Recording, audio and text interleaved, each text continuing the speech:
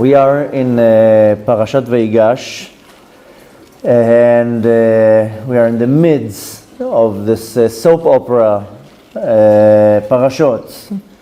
We have 4 parashot where we have the whole story of Yosef, how he was sold, went down to Mitzrayim, jail, out of jail, king, the brothers come down, Yaakov come down to Mitzrayim. Very intense parashot.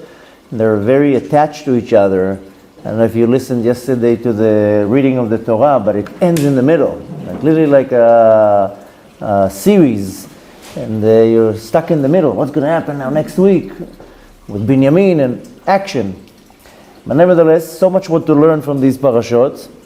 And one of the most interesting, or I would say the most powerful thing to see in this parashot is how Yosef actually forgives the brothers.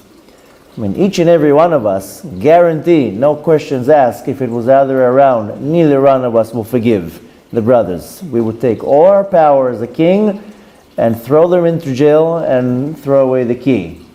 And that's being kind with what we would do to somebody that would do that to us. But today I don't want to talk about necessarily how Yosef forgives them. That's we talked about it in previous years. And today I want to concentrate on another type of unbelievable action of not necessarily of forgiveness, but the action of what Yehuda does for Benyamin. And we're so busy with how Yosef is behaving with the brothers that we're distracted by the unbelievable act that Yehuda did to Benyamin in this parasha. And nobody stops to think, wait a minute, why would Yehuda do such a thing? The beginning of the parasha, Yehuda, we'll go through the story now very soon, what would happen in the story, but in a nutshell, Benyamin now is arrested for the theft of the goblets. And Yosef says, okay, you're all free, you can go home, and Benyamin is staying here as a slave forever. Yehuda steps forward and says, take me. Either release him, either take me, or there's going to be war. This is an unbelievable act of Yehuda. He could say, you know what, Yallah, no, let him stay here. Who cares? I did my part. I'm going. They did that with Yosef. So we see an unbelievable act of Yehuda that raises a big question, how he was not thinking of, you know what, oh, okay, Benyamin, big deal. We got rid of Yosef with no problem. Let's get rid of Benyamin. Why do I need to now become a slave for the rest of my life for this guy? I don't even know who he is. I don't know what they're going to do with me. I'm going to have to die now because let him go. Which brings a big question that many people ask, should I disattach myself from somebody that harms me?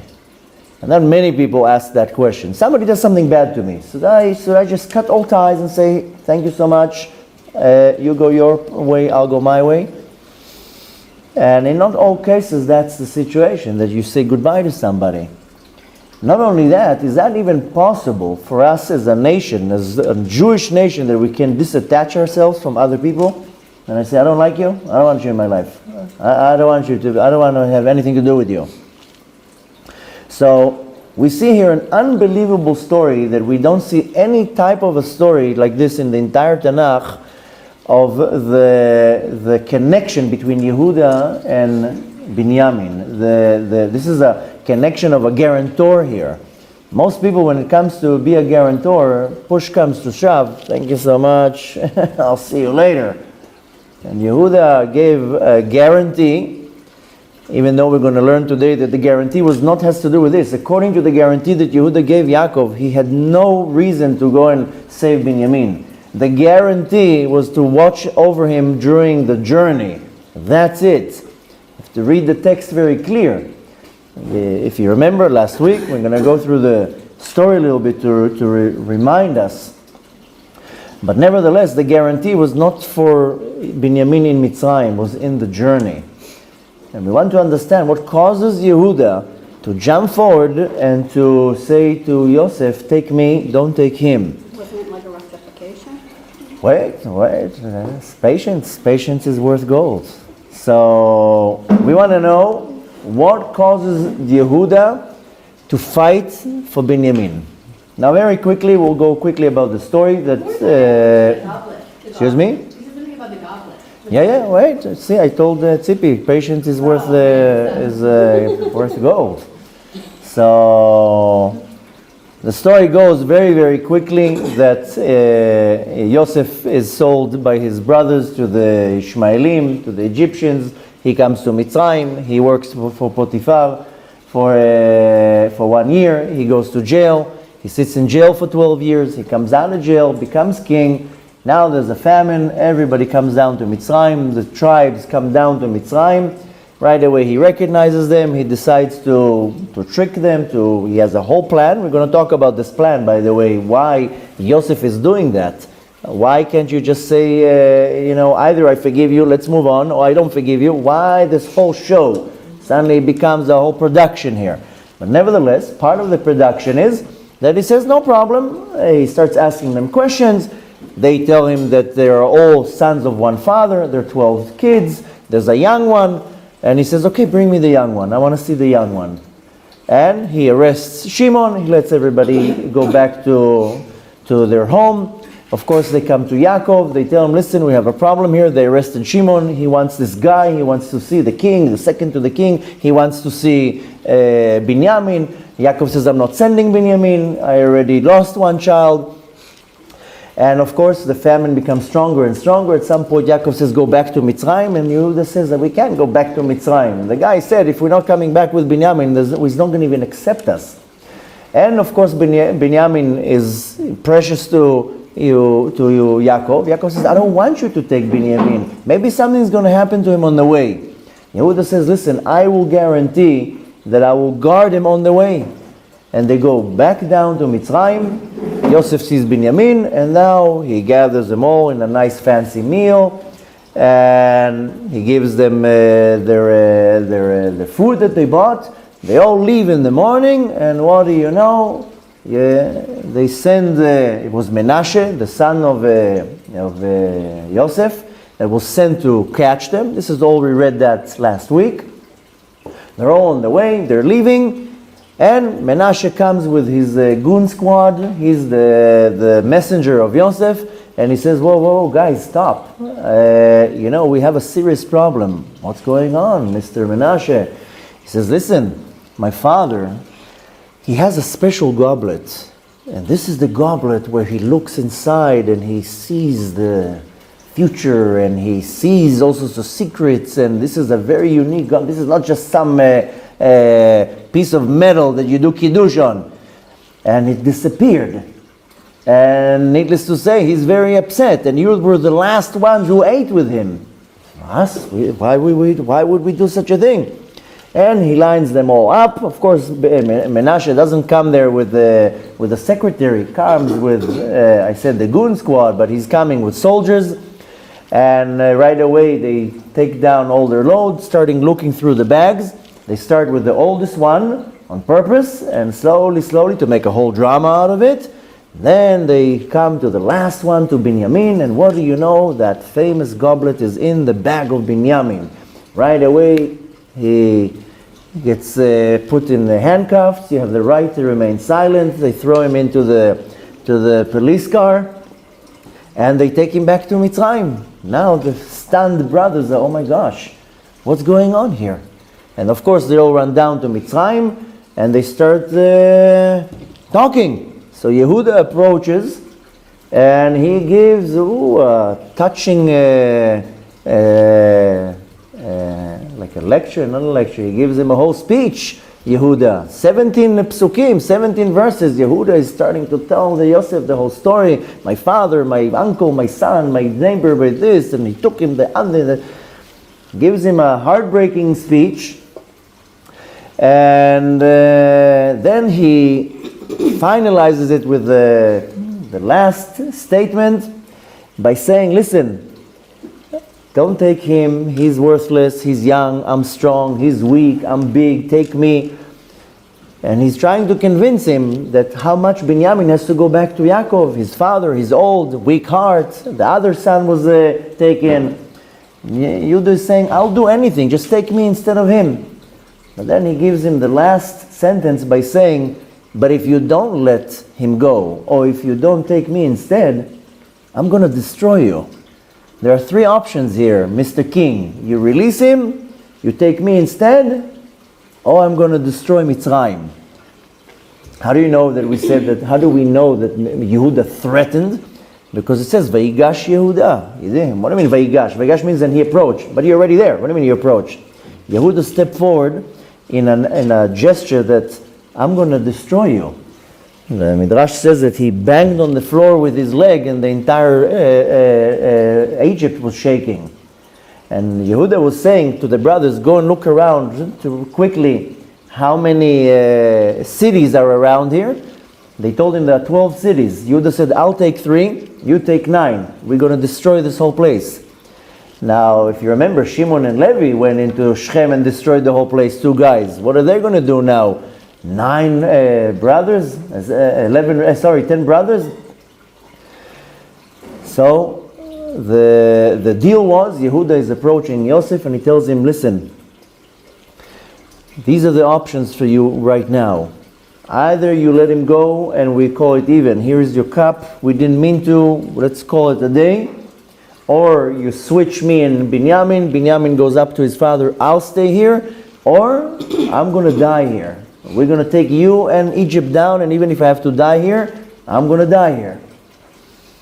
Which brings a big question. Why is Yehuda so attached to Benyamin?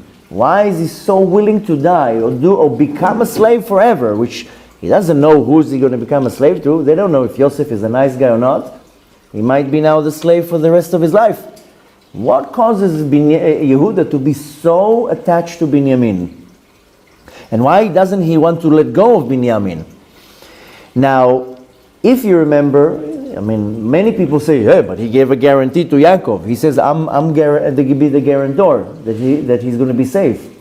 But the thing is that if you really look at the text, Yehuda guaranteed to Yaakov that Benyamin will be safe in the journey. Because Yaakov said about Yosef, well, last time when it was in the journey, usually in the journey there's dangers, then Yosef was gone. So Yehuda says, okay, I'll guard him during the journey. Once we get there, I don't know what he's going to do.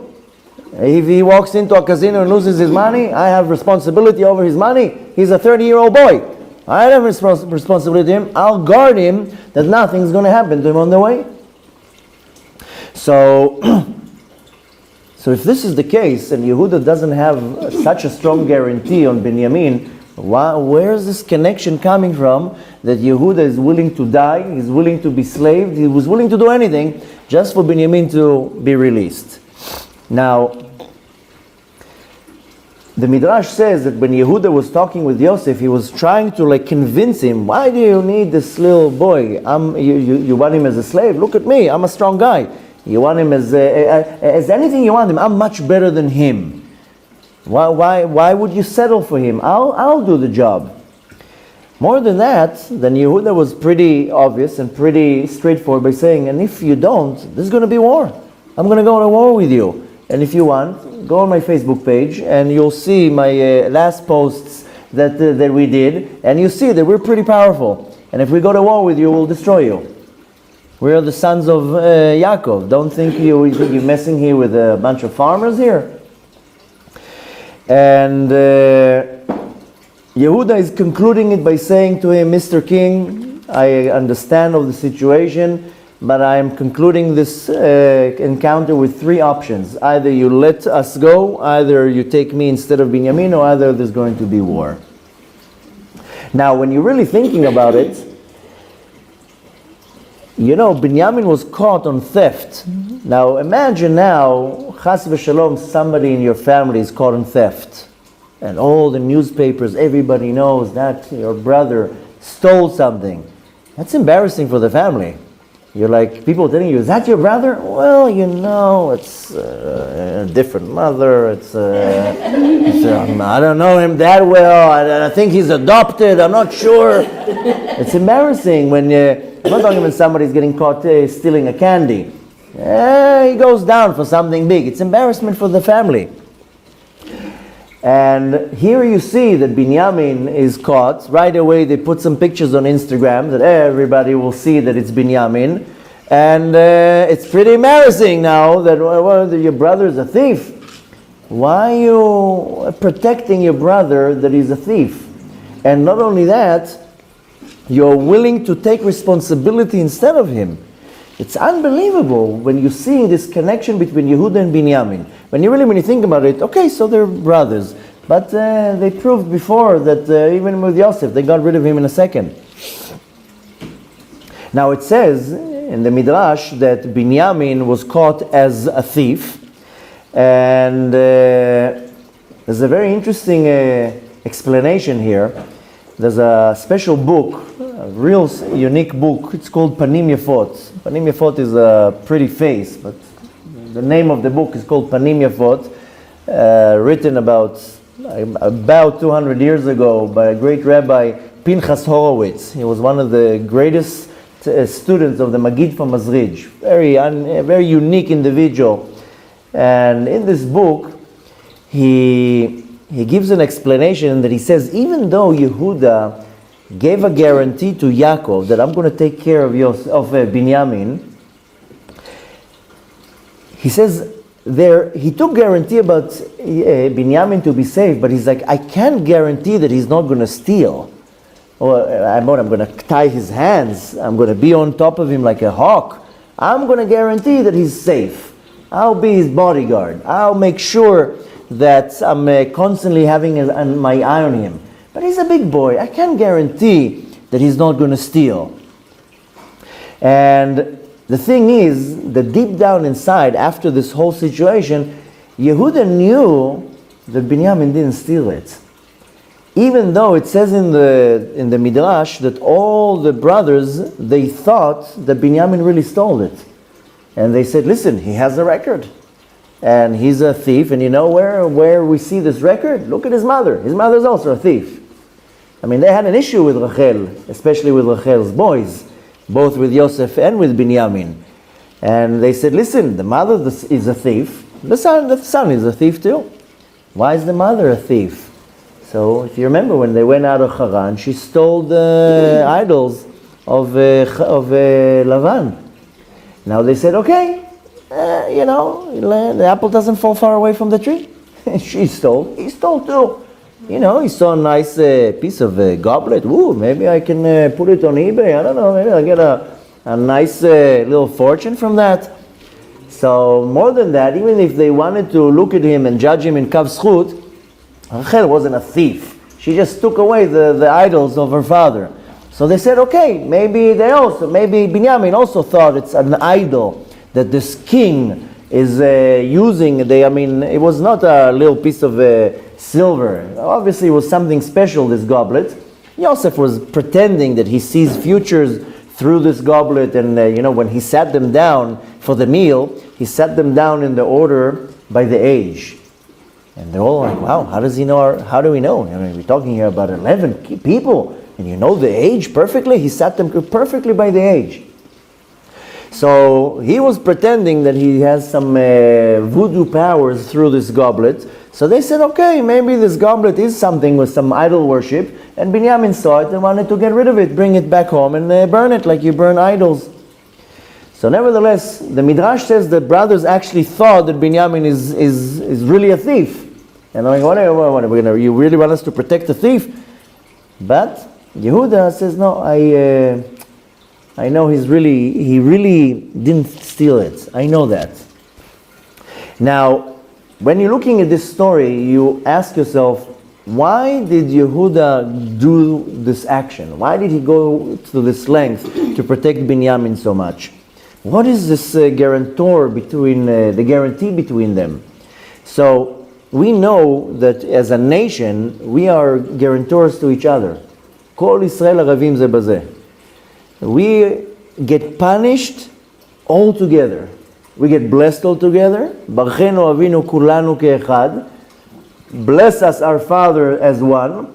But we also get punished as one. In the Israeli army it says, Echad b'shil kulam, kulam b'shvil echad. One is for all for one. Same thing here. We are guarantees to each other. Now, where does it come to action? This is something that is very important for everybody to know, because I think that most people don't realize that. If I see you doing a sin, I am obligated to stop you from doing that sin. Me as a Jew to a Jew, and I see you now desecrating Shabbat, I have to go to tell you it's Shabbat today. You're not allowed to drive. You're not allowed to smoke. You're not allowed to use your phone. The only time I'm not allowed to, or I'm exempt, sorry, I shouldn't say I'm not allowed to, I'm exempt from approaching you, is if I know you're not going to accept anything that I have to say, that you're going to be angry with me. Then, okay, I know you're not going to listen.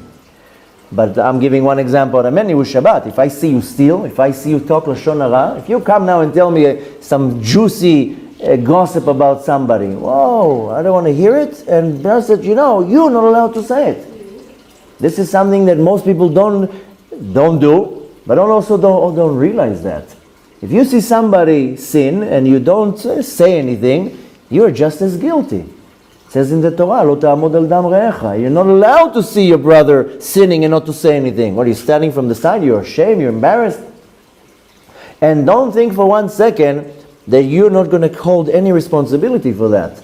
If I know now that somebody is doing a certain sin and I don't come and tell them that, I have to choose the way to do that, but I have to tell them that, and if I don't, I share the sin. Don't think for 1 second you're not going to be called and be held guilty in the heavenly court for not protesting on somebody else. And this is something that you all need to know, because some people, they'll go straight out and tell a person, you're not allowed to do this, you're not allowed to lie, you're not allowed to cheat, you're not allowed to desecrate Shabbat. Some people says, listen, it's none of my business, I don't want to get into confrontations right now. Or, well, if you would know that you are participating in the sin, I think you would see things in a completely different way. Are you responsible if you see somebody steal, not only to tell them, but if they're like, I didn't do it, and you know they did it? Are you responsible to Listen, we can now get into every little detail how to do it and what to do. In any personal case, one needs to consult with their rabbi or with the right rabbinical authority. How do I need to approach that? But if you know about anything and you stand by and you don't do nothing, yeah, you have part in it. So, and again, I'm telling it in general, and now we're not getting into details, because other than that, if this is the case, you're going to have to run in the streets all day long and to tell people off. And you know what? Technically, yeah, that's why some people actually do that. And they go out and they tell people, you're sinning, I'm sorry to tell you, I'm taking off any responsibility from my hand. A lot of people, you see now, it's becoming even a very popular thing in our generation. Everybody wants to do what is called outreach. And part of outreach is to tell people, you're not allowed to do that. So, unfortunately, now in this class, we can't go into every little detail in every scene. How do I need to behave in any situation? But in general, yeah, if I see something and I don't say nothing, then I have part in it. Now again, the only time that I will be exempt, so to say, is if I know that the person will not accept anything from me. Or like you're saying, the person stole, he's going to deny it. Listen, again, we can't really dissect any situation, but it's extremely important that we all know that we are guarantors to each other. And if I see you sin and I don't come and tell you that, I don't bring this to your attention, or I don't rebuke you, then I have part in it. And we're going to go through this more now in this class, because it's something important that we all know. And the thing is that we're all guilty in that. And you don't have to be a world-class outreach individual to go all day long online and to preach to people. How many times people approach you and they tell you some gossip, juicy news about some other person? Your obligation is to say, first of all, I don't want to hear Lashon Hara. Why are you taking me into your garbage bin? More than that, this is a prohibition from Torah. You're talking Lashon Hara about right now. A, I don't want to listen to it. B, you should know that you're doing a sin right now. And this is just one example out of many. But nevertheless, we have to understand that we are guarantors to each other, and we will get punished together too. Now, this is on the negative side of it. How about the positive side of it? Now it's Chanukah, and I see now a nice, good Jew walking in the street. And I know that the person did not light his Hanukkah candles. I have an obligation to come and tell you, did you light Hanukkah candles? No. Do you have a Chanukiah? No. Do you want to light candles with me? Do you need me to give you a Chanukiah? I have an obligation to come to another person and to make him do a mitzvah if I know they're not doing it? Same thing. So it's the same idea. Lo ta'amod al dam recha. Lo ta'amod al dam recha is you're not allowed to stand on the blood of your brother. If I know right now that this individual is not doing a certain mitzvah, I have the obligation to come and tell him, you have to do this mitzvah. And again, we're not going to now in this class talk about how to do it, when to do it, how much. I mean, if the person is going to not listen to you at all, then you don't have to go and drive them nuts every day. But if you know that there is a chance that the person will listen to you, at least you have to make an attempt to tell the person, today is Shabbat, why don't you come and hear Kiddush? Did you put tefillin on? Did you light candles? Whatever it is. I have that obligation. I have to do that. Now, I'm not allowed to say, I don't care.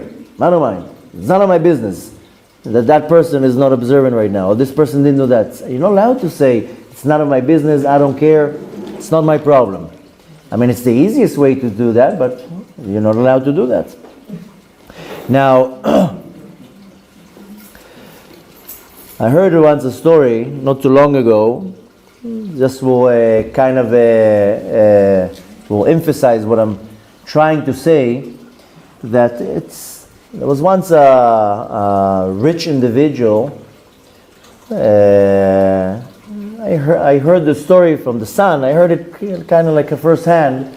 But nevertheless, there was a certain individual. He was a rich Jew. And he sold a very fancy apartment in Yerushalayim.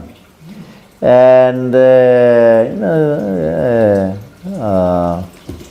neighborhood called Rechavia, very upscale neighborhood. Nevertheless, usually who are the people who will buy apartments there? Somebody rich from outside of Israel, that they want to have some property in Israel. Okay, so sure enough, the deal was done through a realtor, and the person who was selling it saw the name all the time of the purchaser, but didn't make any connection. The name was a outstanding name, Menachem Mendel. I mean, you hear Menachem Mendel, you think right away a Chabadnik, a Lubavitcher, but he didn't make any connection. Finally, when they came to do the transaction, then they met the person, and the person doesn't even look like an observant individual. He says, where do you get such a name? He says, oh, you're not going to believe how even I got that name. And he tells him, oh, I have a story, something happened to my parents and with the Lubavitcher Rebbe, and I got that name. You hear Menachem Mendel, you imagine somebody with a beard and a hat. So what's the story? There was a certain individual, a professor, their last name was Sofer. They grew up here in Israel in a kibbutz, but in a very communist kibbutz, very anti-Judaism, anti-religion, anti-Torah. And at some point they decided to leave the Israel, and where did they go to? To the end of the world, really to the end of the world, to a small island south of Australia called Tasmania. It's like, well, who even knows about the existence of the island? So, nevertheless, if you look at the map, underneath Australia, there's a little island on the western part. It's called Tasmania. On the eastern part. No, that's a different thing. The Tasmanian devil. He comes from Tasmania, yeah? But nevertheless, they go to this island where there's nothing there. Okay, this professor, no connection to Judaism whatsoever, and they live in this island. Okay, one day, there was a little shul there, and there was only 10 Jews on this island. One day, the person who reads out of the Torah passed away. So they're stuck there. There are 9 men, and they don't have who to read from the Torah. And they bump into this professor, and they tell him, listen, you're Israeli, you don't know Hebrew, you come and read from the Torah. We don't know how to read Hebrew. He says, me? I don't know how to read from the Torah. Yeah, but you know Hebrew. Somehow they convinced him, they got him into the shul, and he started reading for them from the Torah. And okay, they said, listen, you did a great job. Come on Monday, come on Thursday, come on Shabbat. You start reading us from the Torah. Me reading from the Torah. You know what's the last time I was in shul? When? Never. I don't even fast on Yom Kippur. So they told him, okay, so now you start fasting and tomorrow you're coming to shul. And he's like, I don't even have a connection with the Torah and Judaism. No, we need you. Somehow they convinced him. He became the Baal Koreh of this shul. So he comes every Shabbat to read from the Torah. And then slowly, he's Israeli, he knows Hebrew. They tell him, what does it say in this book? What does it say over here? He suddenly became the rabbi. So within a couple months, he was reading in the Torah. This is a true story, I'm not making this up. And I heard this from the son of the person whose name is Menachem Mendel. This is the grandfather, the grandson. And half a year passed, the guy suddenly becomes the rabbi. They're asking him questions, he comes, he answers, he looks at the books, they didn't know anything. At some point he's like, what am I doing? I mean, I don't even like this. I mean, I don't want to be part of this thing. You're making me now your rabbi, I'm answering your questions, I'm reading for you from the Torah, I'm reading your books. He decides, that's it, I'm out. I'm going to run away. Same way that we ran away from the kibbutz, I'm going to just run away, let them break their head by themselves. And as he's about to, and that's the thoughts that he has in his head, I'm going to run away, they're not going to find me, I'll move somewhere else. He goes out of his house, and what do you know? He sees a man with a long beard and a hat and a black suit, a real rabbi, walking in the street, like looking like he's lost something. He bumps into him, and he says, what are you looking for? So the real rabbi said, I'm looking for a Jew. He's like, what do you mean looking for a Jew? And he starts talking to him, tells him, what's your name? The young rabbi tells him, my name is Chaim Gutnik. Chaim Gutnik was the father, there's a very big family in Melbourne, the Gutnik family. And it's the father. Anyways, he's like, what are you doing here? So he tells him, I'm a rabbi in Melbourne. And yesterday I get a letter from the headquarters of Lubavitch in New York. And I get a letter from the Lubavitcher Rebbe saying that, listen, it's very nice of you that you live in Melbourne, but there's many islands around that they also need help. So the next day I buy a ticket and I go around and I'm traveling around the islands. I'm looking for people who I can help. So he says, okay, I got the point. I got the point. My sofer, the professor saying, I got the point. I wanted to run away. I got a message from Shamayim, from God, that I have to stay here. I have to care about these people. They're asking me questions, and he became more and more observant, and at some point became mamash really observant. And this Rabbi Gutnik told him, whenever you need me, whatever you have, ask me questions, send me the questions, I'll help you, I'll answer you. And this professor decided to stay there and to help this small group of people.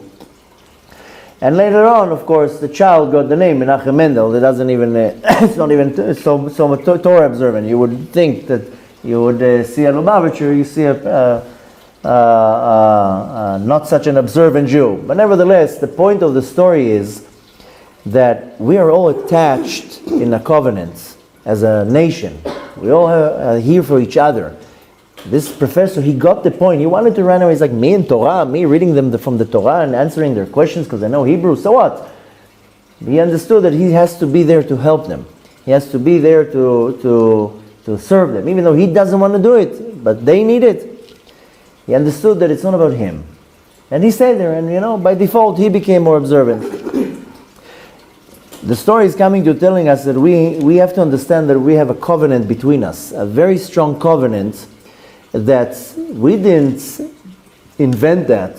Moshe Rabbeinu put us in this covenant. Moments before we went into Eretz Israel, before Moshe Rabbeinu died, he brought us in the auspicious time when they were standing on the mountains of Har Grizim and Har Eival, and he made a covenant that now we are bonded. We're all connected as one, and we are guarantors of each other. And we have to help each other. This is the covenant that Moshe Rabbeinu did. It's not an invention. And the covenant here is that we are guarantors to each other, that each other we make sure that the others make a mitzvah. That's the guarantee here. What's a guarantor? If I now borrow money, you give me money now, I have to bring a guarantor that if I don't pay, he will pay. That's a guarantor. Moshe Rabbeinu put us in a bind that if you don't make a mitzvah, I have to come and make you make the mitzvah. We're all connected to each other. So we are guarantors for the existence and the following and doing mitzvot. And if you don't do it, I will get punished for that. That's how it is. It's very simple. I can't just ignore and say, it's none of my business if you do mitzvot or not. It's none of my business if you sin right now. I live my life, you live your life. The Talmud says, there's a very famous story with a certain Tana, Rabbi Elazar ben Azariah, that one time he went out of his house on Shabbat and he saw his neighbor's cow walking out, and the cow had a certain, like a leash. And to his opinion, that was not considered carrying. But to his, I can't say his opponents, but the other rabbis who was in his generation, they did say, no, this is called carrying, and the cow is not allowed to do that. I mean, now we don't really have cows. I don't think anybody you here have a cow. But maybe some of you have a dog. You need to know the laws. For example, on Shabbat, you can't have the leash on the dog because the dog has to go by itself, because then it's carrying. You have to know all these rules. Not so many people have dogs. But nevertheless, specifically cows. But the point is that in that generation was Rabbi Elazar ben Azariah, that according to his Psak Halacha, having on the cow this leash was not considered carrying. But there was a different opinion from a different rabbi that is considered carrying. And he didn't tell the neighbor, listen, your cow is carrying something. You're not allowed to. The Talmud says that his teeth became black from how many times he fasted for the fact that he didn't go and rebuke the neighbor by saying your cow is carrying a leash. Even though it's not my Psak Halacha, it's different rabbis, that's what they believe. In our generation, we find that many times. Some people go by the halacha of the Sephardi, some people go by halacha of Ashkenazi or different groups. Sometimes I can say, hey, I don't go by that, you go by that. Doesn't matter. He saw the neighbor, he didn't rebuke the neighbor, he didn't bring it to the attention of the neighbor. It says he fasted so many times that his teeth became black. And on the other hand, there's another place in the Talmud. This can be found in the tractate Shabbat. This is a very famous Talmud because it's talking about, this is in the page 54, where it's talking about before the destruction of the first temple. And before the destruction of the first temple, there was a certain ruler, Nebuchadnezzar, and he started killing everything in his way, destroying, murdering. And at the time, the Kadosh Baruch Hu called the angel Gabriel, and he told the angel Gabriel, go to all the righteous people in the city and put the letter Taf on their forehead. Why? So when the judgment is coming down, they'll be saved and nothing will hurt them. Came Midat Adin, the attribute of judgment, in front of Hashem, and says, why are you protecting these men? They didn't rebuke the people from sinning. And you know what happened? Hashem accepted that. He told the angel Gabriel, do not put the letter Taf on their head. And the first ones who died were all the leaders, all the rabbis of the generation. Why? Because they didn't rebuke the generation. They didn't tell to the generation, you are doing wrong, you are sinning. So the Talmud says very clearly, the Kadosh Baruch Hu agreed to the attribute of judgment, to Midat Adin, to the prosecution, and Hashem says, you're right. Who's supposed to rebuke the generation? The heads, the rabbis, the leaders. They did not rebuke, they did not care that people are running around and sinning. So I'm sorry to tell you, the first ones who went down were the leaders, the rabbis. So we see here that we are all attached to each other, that we get hurt when I don't care about somebody else's spiritual welfare. Very interestingly, I'm sure many of you, if not all of you, if not, then you should start. We all say at the end of the day a certain prayer that is called vidui. Some people say it 3 times a day, in Shacharit, in Mincha, and Kriyat Shema L'Amita. But at the end of the day, we say a certain prayer that is called vidui. Vidui is confession.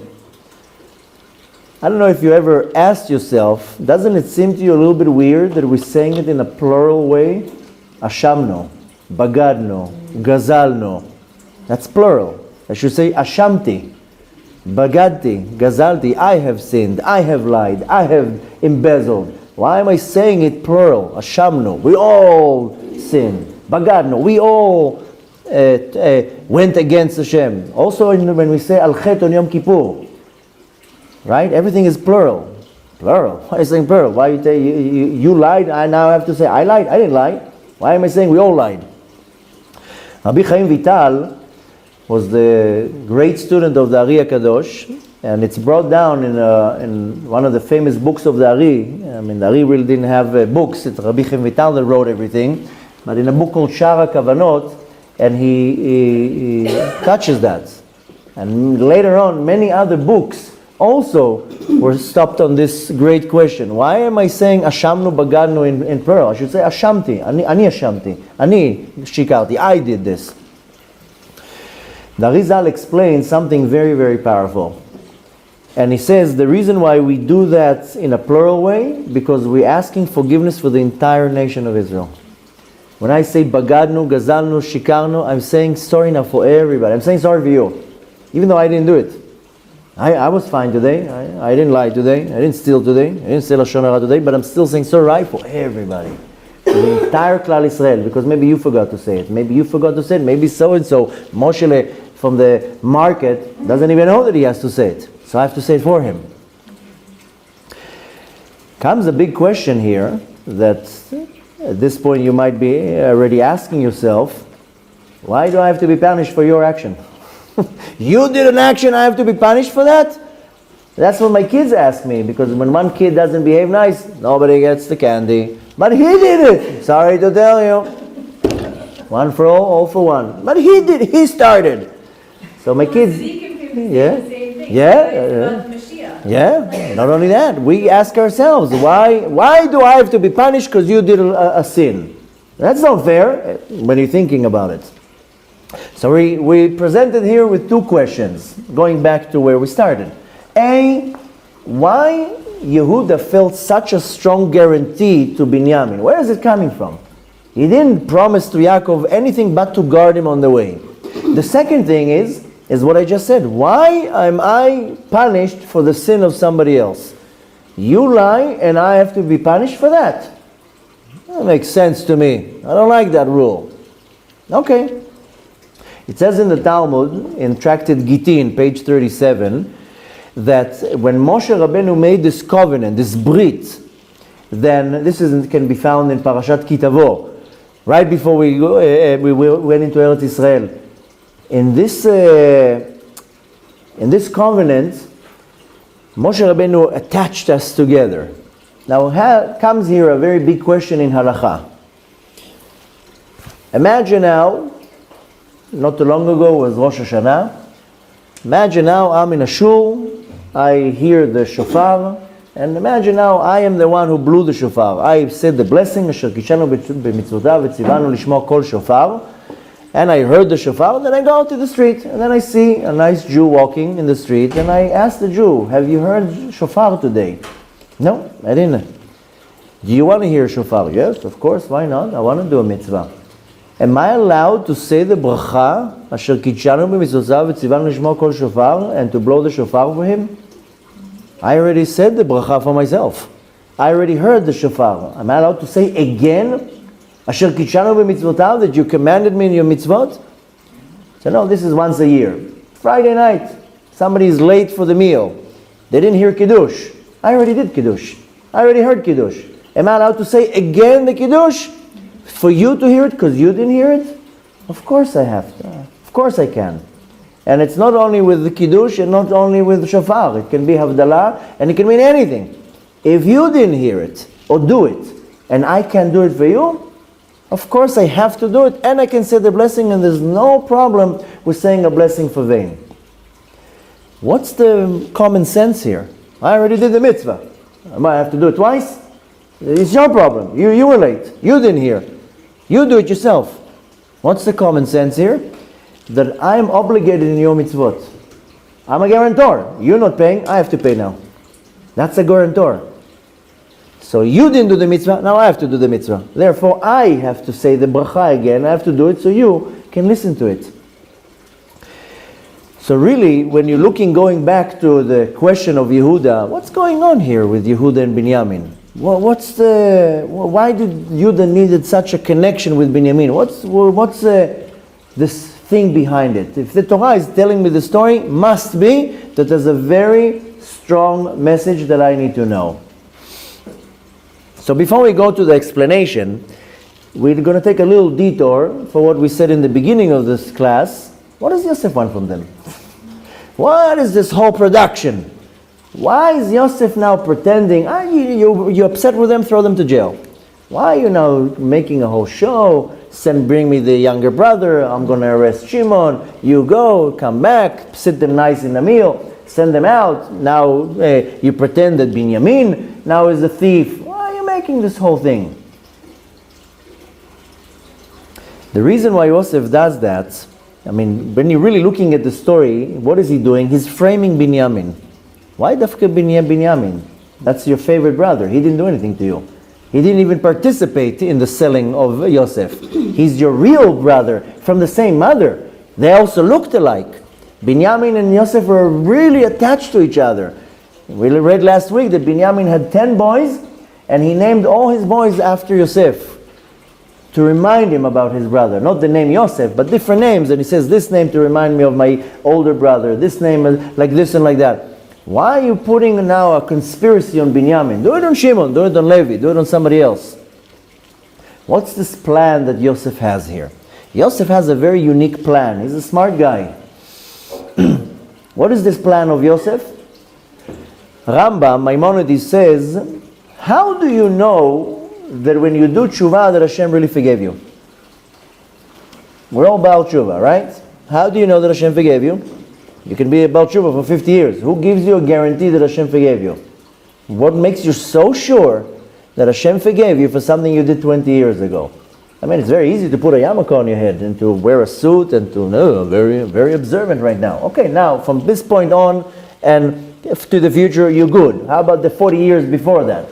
How do you know Hashem forgave you? How are you so sure you're going to just waltz into the heavenly courts and be accepted with bottles of champagne and roses? Who says maybe you did some sins 20 years ago and you never repented for that? Or you think it's going to be faded from the prosecution? This is something that most people don't really realize. They think that it's fine to sin and it will just, disappear from the record. Who says it's going to disappear from the record? Who says that because you fasted on Yom Kippur and you gave a few shekels to tzedakah, that's it, your record is out? Who said that? How do you know that Hashem really forgave you? Rambam gives an answer for that. And he says, not only that, how do you know that Hashem really forgave you? There's another way that is called the highest level of tshuva. Rambam calls it tshuvat mishkal. The right translation is the tshuva of the weight. It doesn't make much sense, but we'll translate it as the scale tshuva, because you want to balance the scale. Rambam says, how do you know that Hashem forgave you? He will put you in the same situation of the exact same sin that you did, and He will test you, and if you pass that temptation, you pass that challenge, then the other one was forgiven. So Hashem will manipulate the situation, bring you to the same situation that you are very easily to do the exact same sin. If you say, I don't want to, I will never do this again, I did already my tshuva, and you pass, then you know that you did a very high level tshuva and that Hashem forgave you for the first one. Very easy. This is called tshuvat mishkal, that you go back to the same situation. Yosef knew when he saw the brothers, Yosef was in a very high level. He's not for nothing called Yosef a tzaddik. He wasn't holding grudge. He wasn't holding anger. Oh, I'm going to revenge now. He knew that was all one big master plan, that he had to get to Mitzrayim. He didn't have any anger towards them. But nevertheless, when he looked at them, he saw that hovering over their head is still the sin that they sold him. He forgave them, but who says that Hashem forgave them? This is another big thing that people don't realize also in our generation. You can do something bad to me, I will forgive you. Who says Hashem forgave you? I thought that Hashem forgave you. No, who said that? No, If they already... Not necessarily, because you can come now and appease me. You know what, forget about coming and appeasing me. Let's say a person did something bad to me. And I'm in a much higher spiritual level, and I'm saying, listen, I'm not upset at that person. The person was drunk, the person was weak, the person was caught in a bad day, or whatever. And even if the person is mean, it's beneath me. I'm above that. I forgive the person. That's what I say in Kriyat Shema L'Amita. I hereby forgive every person that did anything wrong. I forgive. Who said Hashem forgave? On Yom Kippur, we have to ask forgiveness of the person and not 100%. You have to ask forgiveness from the person, and then you go into shul and you ask forgiveness from Hashem. So when in any sin that I do between me and another person, I need to get two forgivenesses here. First from the person, and then from Hashem. So you're right. We have 40 days before Yom Kippur to go and apologize to everybody. Now that you apologize to me, now in Yom Kippur I'm going to go to Hashem and say, He forgave me. Can you forgive me? Then Hashem says, you're asking forgiveness for me, I'll forgive you. But nevertheless, you can't come and think that Hashem will forgive you if you didn't do the right tshuva. And it doesn't matter, even if the person you hurt forgave you, doesn't mean that Hashem forgave you. You still have to do tshuva in front of Hashem. Nevertheless, Yosef understood that the brothers, there's midat adin, the prosecution is still hovering over the head for the fact that they sold him. So he understood that he has to do some type of an action to make them do the right tshuva. He says, I forgave them. I let go. But I know that in the heavenly court, the case is still open. It's not resolved. Hashem didn't forgive them because they didn't do the right tshuva. Maybe they said, okay, we're sorry. Who said sorry is a tshuva? So you see that Yosef manipulated the situation that they have to do tshuva for the sin of selling him. And you see, last week, that's what we read in the Torah, that they telling each other, this problem is coming now because we sold Yosef. They understood that this whole issue is coming to them as a payback for selling their brother. This is tshuvat mishkal. Yosef, so to say, what did he do here? He went between the brothers. He made Benyamin, first of all, he knew that they have an issue with the sons of Rachel. Benyamin was the son of Rachel. He kind of resembled Yosef. He went and instigated between them. That's why he did it to Benyamin and not to anybody else. Because he knew that they will say, Benyamin, you know what, we got rid of Yosef. We can get rid of Benyamin. Anyways, we don't like him really. We don't really like him. He's the youngest. He's spoiled. He gets everything. So he instigated between them to see what's going to happen.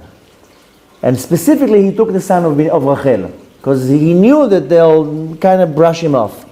And he wanted to bring them to a point that they realized, we messed up first time with Yosef. We can't mess up now with Benyamin.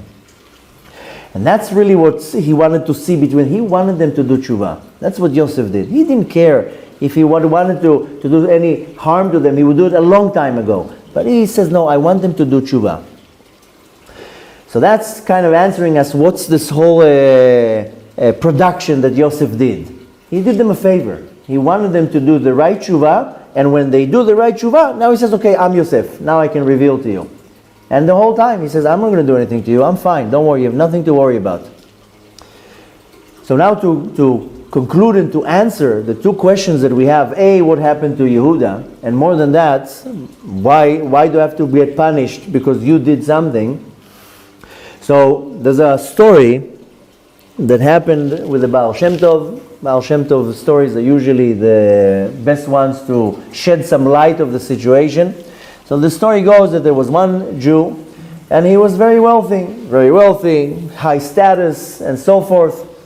And one time he comes into the Baal Shem Tov, and he tells him, listen, my situation is horrible. I was once here, now I'm here. I'm losing all my money. I lost already all my money. Any business deal I go into, it collapses. Everything is crumbling in front of my eyes. I used to own land and ships and merchandise, and I was this, and everybody loved me, and I was like the loved person, the celebrity, and now I'm going down. What's going on? The Baal Shem Tov told him it's all about a little pinch of tobacco. Tells him, what? So he tells him it's because a little pinch of tobacco. This Jew was rich, was respectful. He had a shul. He wasn't the rabbi, but he owned the shul. And he had a little silver box, and he had tobacco in it. In our day of age, you go to the store, you get tobacco for $20, 20 shekels, whatever it is. When I used to, I know cigarettes are very expensive. When I smoked, 40 years ago, cigarettes were like a shekel. Now I think it's like 50, 60 shekels a box. I don't know. It's you can go bankruptcy with the smoking. I would quit smoking just because of the money, not because of the...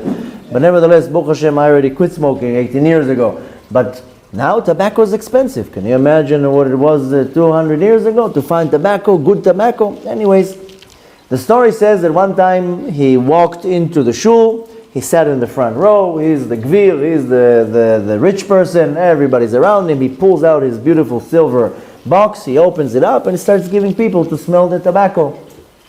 As he's doing that, walks into the shul, a homeless person. Ooh, the smell that walked in. Everybody's like, what is this? Disgusting, ripped clothes. He's dirty. And he comes and he sits next to this rich person. The rich person is like, get away from here. He tells him, can you please give me just to smell a little bit from the tobacco? So he closes the box. No, get over it. Get away from here. Baal Shem Tov told him, because of that, this homeless person went out of the shul and started crying. I don't have a life. I don't have money. I don't have clothes. I don't have family. I don't have anything.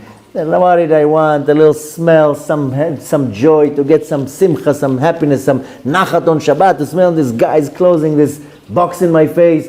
And he said, Baal Shem Tov said, this Jew cried so much that his crying went all the way up to Shamayim, and they decided in Shamayim to switch your mazel. You switch positions. And from that moment, you lost your mazel, you gave it to him, and he gave you his mazel. And within no time, you became a nothing, and this guy, this homeless, suddenly became the next Bill Gates. Suddenly he became rich. Business is coming from everywhere. He's on the Fortune 500. He's on all the newspapers, hanging out with Trump, and that's my addition.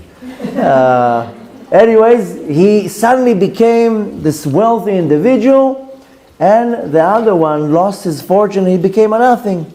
And he goes to the Baal Shem Tov and says, okay, I understand. I shouldn't have done that, but what can I do? Can I change it? Can I change my fate now? Can I get my mazal back? Baal Shem Tov tells him there's only one way for you to switch back the mazal. He says, okay, tell me, I'll do anything. He tells him, you have to go back to this rich person that was the beggar, that was the homeless person, and you have to ask for tobacco, and if he closes the box in your face, you'll get the mazal back.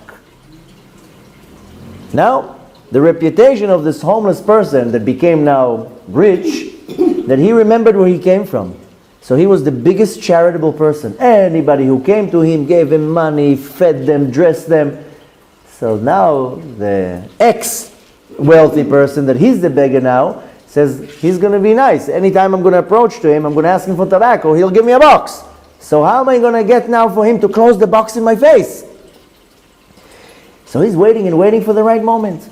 Months pass, and suddenly this rich man marries off his daughter. Ooh, now is an opportunity. There's going to be a wedding. The guy starts planning it out, and he's waiting for that night. Of course, the rich man does a wedding for the daughter. This is a wedding to be remembered. Thousands of people, huge hall, bands, food, wine. And he says, I'm going to walk there in the middle of the wedding. Comes this new beggar, puts on the most dirtiest, most stinky, disgusting clothes. He didn't shower for 3 weeks. And he walks into the wedding. And as he walks into the wedding, everybody's like noticing this disgusting, dirty man. Everybody's moving away from him. And he walks slowly, slowly, one pace after the other. He was approaching to the table of the rich person. And he approaches up to him and he tells him, please, can I have some of your tobacco? And he tells him, of course, here. You can have as much as you want. And he's, no! And he falls down on the floor and he faints. Wake him up. Hello? What's going on with you? Wake up. Waking him up from his from his coma, telling him, why you fainted? And the rich person tells him, why you fainted? I offered you the tobacco. Here, you want to sit, you want to eat, what do you want? He tells him, you don't understand. Half a year ago, this was the situation. You came, I closed the box, and I didn't give you the tobacco. Now I lost everything. You became rich, and I went to the Baal Shem Tov, and the Baal Shem Tov told me, you have to close the box in my face, and you didn't, and I lost it, and he's crying his heart out. And the rich person tells him, I remember you. And he tells him, here, take whatever you want, take the box. Do you want the money? Take the money, take whatever you want. I don't care, I don't need it. And he tells him, you can take everything you want. You want me to close the box? I'll close the box. Do whatever you want. So he concludes by telling you, I will give you everything. What's the conclusion of the story, besides being an exciting story?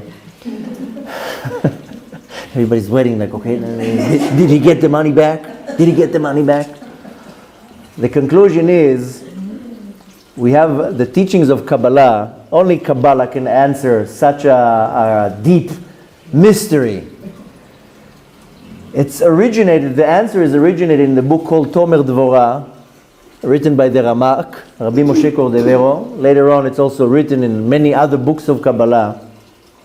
And it says there in Tomer Dvorah, אנחנו מחוברים בין אם נרצה בין אם לא נרצה. We are connected whether I want it or not, whether I like it or not. We are all connected to each other in a way that cannot be explained. It says, based on the teachings of the Arizal, and based on the teachings of the Kabbalah, that each one of us has a soul, but we're all sparks of one big soul. There's one big soul of Adam HaRishon. It's called Neshama Klalit. Neshama Klalit means, because the word in Hebrew Klalit means general, but Klalit comes from the word in Hebrew Kolel, included. One big soul of Adam HaRishon is included in it, millions and millions and millions of souls. And each and every one of us is one pixel, one dot, one component of this huge soul. And after the sin of Adam HaRishon, the soul disintegrated. It broke down into many, many pieces. But each and every one of us is a piece of the puzzle of this huge soul. I'm saying pixel. This is now more in our generation. You understand what's pixels. But if you're looking at one pixel, a little square, it doesn't make anything. Put all the pixels together, suddenly you have a beautiful picture. But nevertheless, each and every one of us is a piece of the puzzle. A soul that came out from the head of the soul of Adam HaRishon, that will be a person that is a very smart individual, will be great in the Torah, a great rabbi, a great scholar. A person that falls out of the eye of the neshama of Adam HaRishon will always see things in a very good way. What's called ayin tova, always look at people the right way, judge people the right way. A person that fell from the ear will have the quality of listening, will be a good therapist, a good neighbor, a good friend. A person that fell out of the hand will be a person that will give charity, and so forth. I don't need to give so many examples, you get the point. Each and every one of us is a piece of this huge, huge soul. And you see that each and every one of us, there's always one mitzvah or one thing that I'm really good at, and I like that. And even if you put me on a deserted island, that's the mitzvah you're going to stay with. If a person is kind, he will always be kind. And if a person is particular with making it to the minyan, he will always make it to the minyan. We each have these qualities that are unique. And the thing is that separately, we are functioning as different souls. But really, in essence, we are one big soul. Now, when my leg is in pain, my head is in pain too. If now my finger has pain, then the whole body doesn't work. Your back hurts you, the legs don't say, I don't care about your back, I'm just going now. I mean, the whole body is the same. And sometimes you can have pain in your pinky toe and you can't think. You can't sleep. Not only that, that if you're looking even at the physical structure of our body, all the organs are connected with tendons, which means that the tendons of the eye and the leg are all connected. And so the eye is connected to the leg. So you can't separate limbs. Yehuda is not going and saving Benyamin because he's the guarantee to Yaakov. That's a nothing. He does it because there's a guarantee between the souls. And he understands that when I suffer, you suffer. And when you suffer, I suffer. The connection between us is way more deeper than what we can explain. We're looking at each other. Some people I like, they're my friends. Some people I can't stand. But nevertheless, we're all connected whether you like it or not. That's what I quoted from the book of Tomer Dvorah. We are connected whether you want it or not, whether you like it or not, whether you... It doesn't matter. We are connected. We're stuck with each other. And more than that, I can't be good if you're suffering. I cannot be happy, content, and relaxed if another person is suffering. Whether I like him or not, it doesn't matter. So if something's wrong with me, if I feel that I'm not happy, I'm not satisfied, things are not working well with me, it's because others are suffering. I can't just say, I'm doing what I'm supposed to do, I don't care about anybody else here. So first of all, that gives us the answer why Yehuda was so particular about saving Benyamin. Because he knew if Benyamin is going to be suffering, I'm going to be suffering. It's not about the guarantee that Yehuda gave Yaakov, I'm going to guard him. Yehuda understood, he finally understood, that's why they were able to do such tshuva. They understood that they messed up with Yosef. They didn't know Yosef is standing in front of them. They thought Yosef is either dead or somewhere and they'll never find him. That was the opportunity to do the tshuva. To say, with Yosef we messed up. I don't know if I'll ever see Yosef ever again. But I'm not messing it up again. I'm not messing it up. I already messed up with the first brother by not caring about him. And now he's suffering, so we're suffering. And I'm not going to repeat that with Benyamin. And that's explaining to us why Yehuda was so serious and so like, no, I'm not going to let him stay there as a slave. Now, so all this is very nice and in theory. You know, so again, we got one answer why Yehuda was so extreme with making sure that Benyamin is not falling into slavery or to be imprisoned. And you know, when we're talking about it, yeah, we're guarantors to each other. In theory, it's very, very nice. Now in the room, we're all smiling. Yeah, I'm gonna help everybody. Everybody's in their mind. I'm gonna be such an amazing Jew today. I'm gonna help everybody. But in theory, it works well. How do you do it? And that's the answer to the second question. The second question which says, why should I get punished when you do something bad? So how do you put this theory, how do you apply this theory when somebody hurts you? To do that to you and you're nice and we're good and I'll help you, how do you apply that when somebody hurts you? And you're saying, I don't want to help that person. He hurt me. He stole from me. He cursed me. He says Lashon Hara about me. He does for me. Hold on, let me finish, then we'll do the questions. How do you do that when somebody goes against you? Now putting it into practicality, that's not so easy. So we'll go to a famous quote. There is a famous story in the Talmud that there was a certain Gentile that wanted to convert. He went to Shammai. Shammai gave him a kick in the tuch and says, get out of here. So he went to his colleague. He went to Hillel and says, I want you to help me to convert. You want to convert? Why do you need that? Why do you need this headache? No, I like the Torah, I like the Jews, I want to convert. Then he tells me, teach me the entire Torah on one leg. So Hillel HaZaken tells him, מה ששנוא עליך אל תעשה לחברך. What you don't like, don't do to another person. That's the whole Torah. What? He says, I thought you're going to teach me now Maaseh Merkava, the secrets of the creation of the universe. They're telling me not to do something that I don't like to somebody else. And he says, yeah, what you don't like, don't do to somebody else. Now, the commentaries ask, why did Hillel say it in a negative way? What you don't like, don't do to somebody else. The commentary says, shouldn't he just says, what you love, do to somebody else? Why are you saying in a negative way? Why you have to be so negative? Be positive. Say whatever you love for yourself, do it to other people. Instead of that, he tells him, whatever you hate that people do to you, don't do to other people. Interestingly, in Aramaic, it says, Ma de'alach sani, ma de'alach sani. What if that you hate, then don't do to another person. Now, what does the person the most hate? When you ask yourself, what do you hate the most when you have some type of interaction with other people? Most people, what they don't like or what they hate the most is when you judge me for my actions. Right? Nobody likes to be judged for their actions. I did it because I wanted to do it. Why did you do such a thing? It's not that. Who are you to tell me what I'm doing? Well, why are you judging? You know what really happened in the story that you're telling me that I did this and that? We don't like to be judged. Hillel told this Gentile specifically, is because when you do something wrong, let's say you do something wrong, but you did it because you were tired, you were anxious, you were sad, whatever. And then everybody goes and says, look what he did. And you would want people to judge you favorably and says, listen, I was in a weak point. How many times you just say something and it wasn't appropriate? And everybody's now going against you.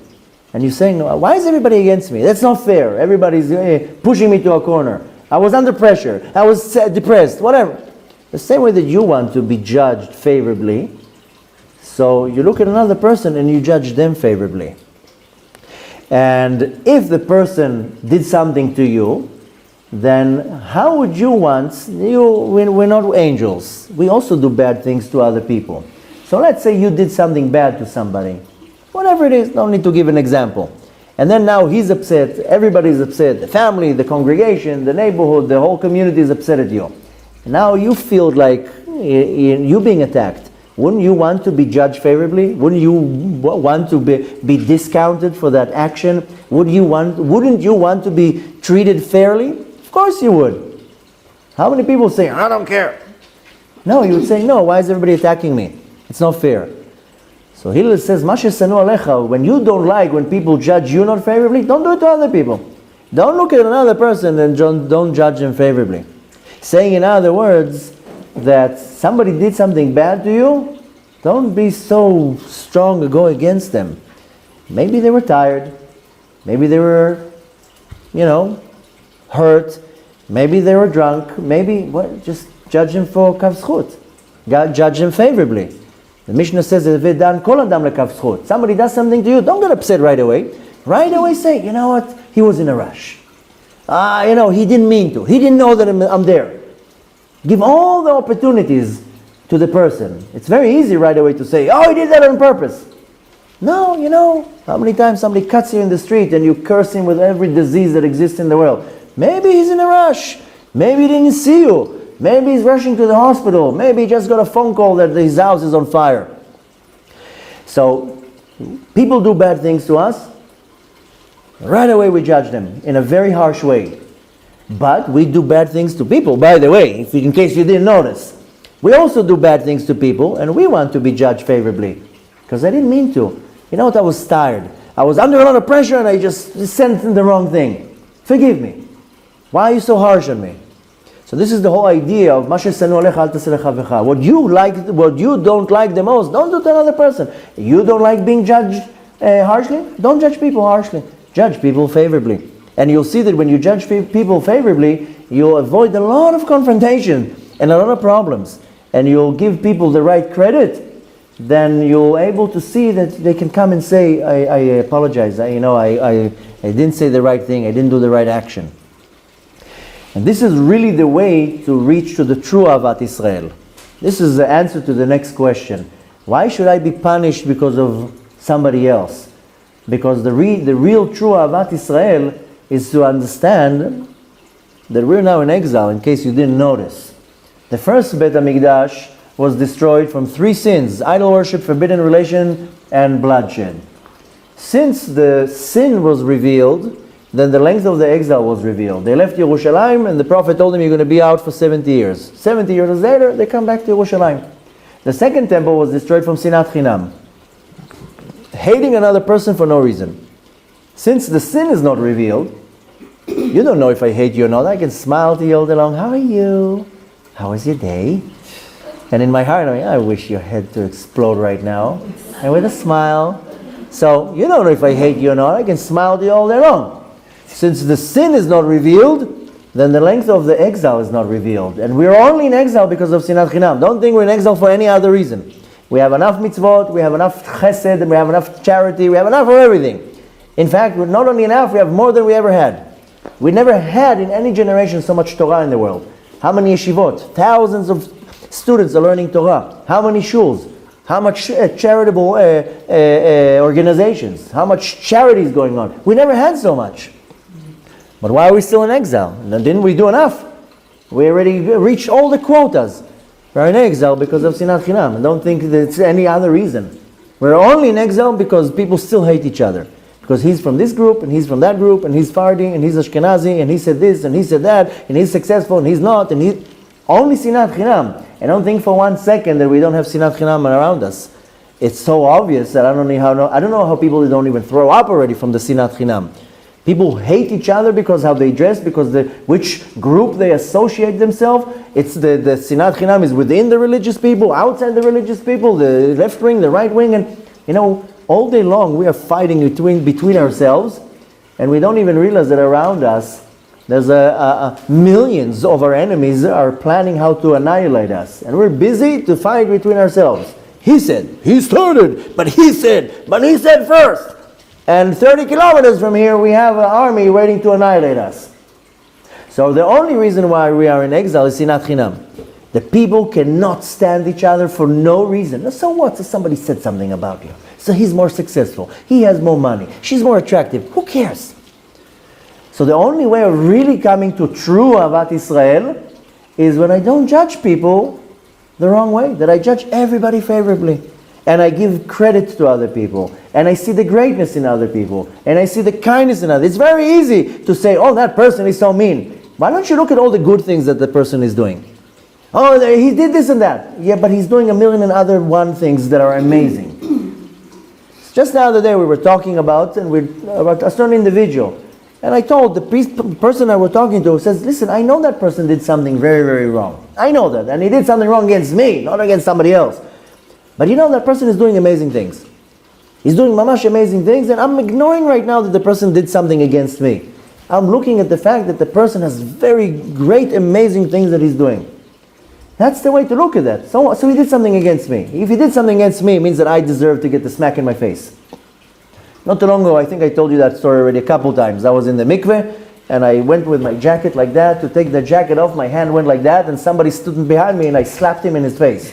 I know, and you're taking the hand like this off, and he rushed before Shabbat. I gave him a slap and a half, went into his face, and I'm like, I'm so sorry. I didn't even know how to apologize. He says, Baruch Hashem, I'm happy I got the slap from you and not from somebody else. And he says, it's an honor to get a slap from you. And I told him, listen, I'm very sorry, it's very small here. And he told me something so smart. He said, there was judgment from Shamayim for me to get a slap from my face. So I'd rather get it here in the mikveh, from you, soft in my face, and that's it, I'm done with the judgment. So if somebody does something bad to me, obviously I had to get the slap in my face. So don't judge the person now because of what he did. Even if that person did something bad to you. It's very easy to right away disqualify the person. But right away a person should be like, you know what, maybe he was tired. Maybe he was drunk. Maybe he was just a moment of insanity. Maybe he was angry. Maybe he didn't understand what I wanted to say, and it was the reaction. I don't react like that. I don't scream. I don't say false language. I don't do things myself. So the reason is that I have to understand that the whole point we want to go out of this exile is we have to stop with the sinat chinam. It was very easy for Yosef to hate the brothers and to say, look what you did to me. I suffered. 12 years I was in jail. Look at me. But it was very easy for him to turn it around and to do whatever he wanted to them. But he's like, okay, he understood. This was divine. I had to come down to Mitzrayim. I had to go through this. He understood that the 10 years he was in jail was for his own action. Not because somebody punished him. So the point to take from that is that we have to understand that we are guarantors to each other. I can't look at another person and say, I don't care about that person. And they can choke for all I care. No, we're guarantors to each other. We're guarantors to sins of each other. I can't see another person sinning and not say anything about it. We're guarantors to each other about mitzvot. I can't see a person not doing a mitzvah, not to care about it. Come and says, hello, it's Shabbat today, you're not observing Shabbat. You didn't do Kiddush, you didn't put tefillin on. You didn't do this, you didn't do that. We are guarantors to each other. Somebody once told me not too long ago, why do you care so much? You're going to people telling them you're doing this, you're doing that. I told them, I'm afraid I'm going to be sued in Shamayim. You know who gets the most lawsuits? The rabbis. Why didn't you say anything? I'm afraid to get sued in Shamayim. I am going to be sued. Why? Because if I didn't come to you and tell you, today is Shabbat, you're not allowed to drive. They're going to sue me. Your soul will sue me in Shamayim. He didn't tell me. The rabbis didn't tell me. So you don't have to be a rabbi to be sued. We're all going to be sued from one soul to another if you don't go and tell other people. Now, you don't have to do it in a frantic or OCD way, but you have to do it in a very loving way. You see another person doing a sin, you tell that person, listen, you're not allowed to do that. It's not okay. You're not allowed to say Lashon Hara. It's not okay to lie. It's not okay to steal. You can't, and that's what, if you remember 2 weeks ago in the Shabbat meal and the third meal, that's what I was trying to relate to people. If you see something going on and you're not saying anything, you are just as guilty. And you're going to be just as punished by standing aside. No, I don't want to be involved. You don't want to be involved? So, okay. So one day, you will be involved. You're going to be subpoenaed by the heavenly court. And they're going to tell you, why didn't you say anything? You saw that person doing something wrong. Why didn't you come and say, whoa, what are you doing? You're not allowed to do that. So, and most importantly, we have to understand that we are guarantors to each other. We cannot stand aside and see other people sinning or not doing mitzvot. And again, I told you, you can be exempt if you know that the person will not accept from you. So bring somebody else to do that. But this is a matter of life and death. And if you can do it, you hire somebody to do it. You participate with somebody who does that, and so forth. This is what I said before. In our generation, it's very popular to do outreach. Yeah, because you're saving other souls.